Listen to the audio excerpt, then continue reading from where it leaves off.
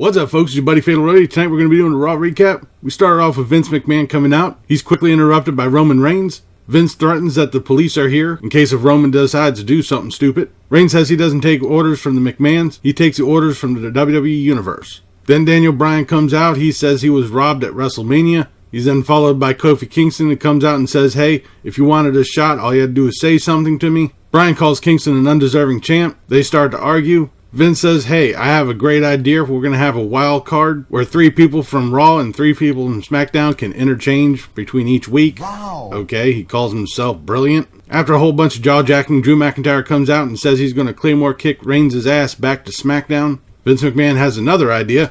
Ooh, great, wonderful. We're going to have 2 WrestleMania rematches, Drew McIntyre and Roman Reigns, and Kofi Kingston versus Daniel Bryan for the WWE title. Once again, he's brilliant. Okay. Then AJ Styles comes out, asks Vince McMahon if he's trying to get Roman Reigns and Seth Rollins back together to team up on him. He said that maybe he'll go to SmackDown and bring a couple of friends with him. I guess he's probably hinting at the Bullet Club type deal, I guess. Seth Rollins comes out. He said that SmackDown was fine before AJ got there and is fine since he left there. He tells AJ that this is Monday Night Rollins. They bicker for a little bit, then Vince McMahon has another bright idea. We're going to have a tag team match. Almost 30 minutes into the show and we finally have a match. AJ Styles and Seth Rollins versus Bocce Lashley and Baron Corbin. For fuck's sake. This was basically an M match.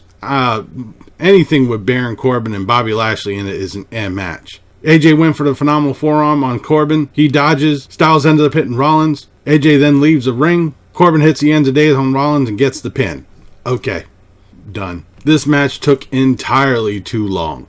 I mean, it was like, I think 20 minutes? I think we were almost into the first hour after this match started. We then have Sami Zayn coming out. Great. He runs his mouth, runs down the crowd, calls them cowards. Thankfully, he's interrupted by Braun Strowman. He gets into the ring. Sami Zayn tries to escape. He ends up running him out through the crowd and into the backstage area. Strowman finally catches up to Zayn. He throws him into a dumpster, which is quickly picked up by a trash truck. This one whole segment basically just describes the most of Raw tonight. We then had the Lucha House Party versus a bunch of jobbers in a 6-man tag match. Squash match, don't care.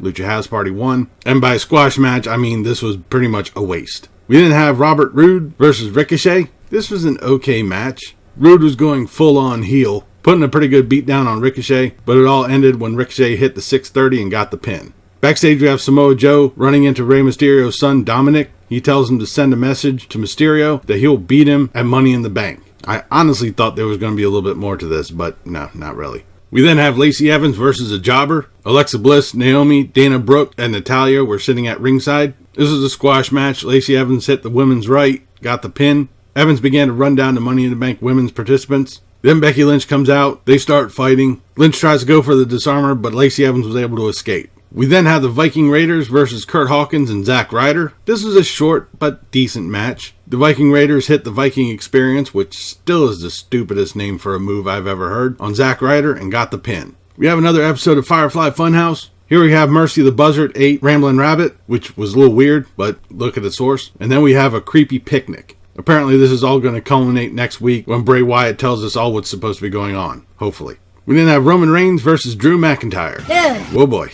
McIntyre had most of the offense for this match. Reigns tries to fight back. He was able to hit the spear, but when he went for the pin, Shane McMahon and Elias come out and attack, causing the disqualification. The Miz comes out with a chair and he chases off Shane. McIntyre hits the Claymore kick onto Reigns, and Elias and McIntyre stand tall. Awesome rematch. Love this one. Backstage, The Miz is chasing down Shane McMahon. Shane was able to elude him for a minute, tries to go for his limo, but is attacked from behind by The Miz. They fight for a little bit. The Miz gets kicked in the nuts, and Shane McMahon escapes in his limo. We then have the Revival versus Gallows and Anderson. Before the match even starts, the Usos come out. Apparently they slipped Icy Hot into their locker room, which they're calling Oozy Hot. It's supposed to be water activated, so when you start sweating, it's going to start burning. Well, guess where the Revival put this stuff? Right down in their crotch. They start jumping around. The Usos offer them water. They run up. They pour it down their crotch, and apparently it burns more.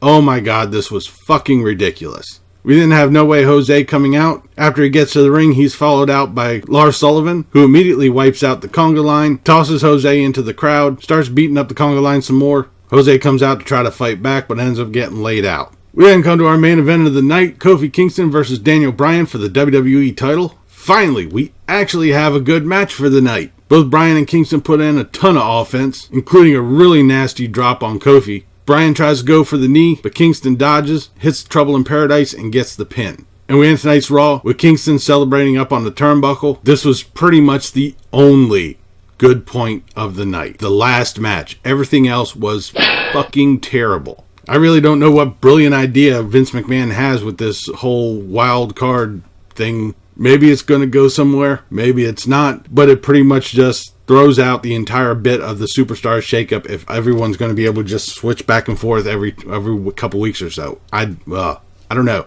I'm not even going to say hopefully. SmackDown has to be better than Raw this week. But that'll do for this episode of Raw Recap. Leave a comment down below what you thought of tonight's Raw, what you thought of this video. If you liked it, please give me a thumbs up. Don't forget to share and subscribe. I've been Fatalroadie. You've been awesome. Thank you very much for watching. And remember, if it's too loud, you're too old. See ya.